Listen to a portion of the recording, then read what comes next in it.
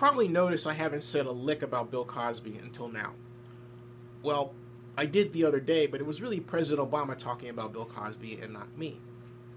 My mother and I have been big Bill Cosby fans, as have been most African Americans older than 35.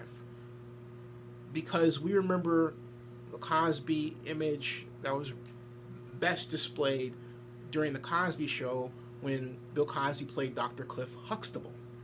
We remember Bill Cosby when he was on I Spy in the late 60s through the early 70s. That's the Cosby we remember, but that's the only Cosby that we know, save for one example. And we did meet Bill Cosby on a United Airlines flight. I've flown United for most of my life, since I was 6 years old. It's technically all my life, right? And he wasn't, shall we say, on his best behavior, particularly with the stewardesses, because he was slapping them in the butt and everything else. He was in first class, and he was not acting like he had been there, okay? But you have to consider the time.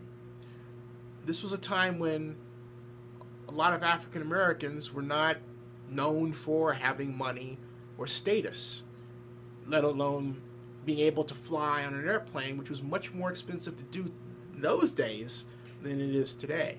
Now you would say, that doesn't give him a pass. What I'm trying to explain to you, hold on, calm down, listen for a second.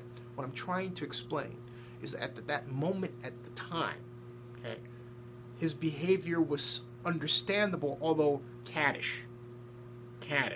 Because I wasn't raised to behave that way, and because my mom flew United, and I was able to sit in first class many times as a boy, and through my life, I was always taught to wear a suit and always be on one's best behavior. And so because of that, I always saw the best in people who were white. At that time, yes, at that time. Something that I'm going to make another video about. But I digress.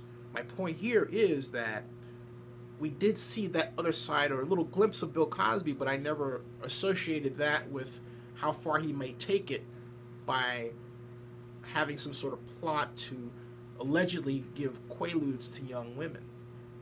My mom says that someone wrote the deposition that he didn't say that. You know, I just don't say anything.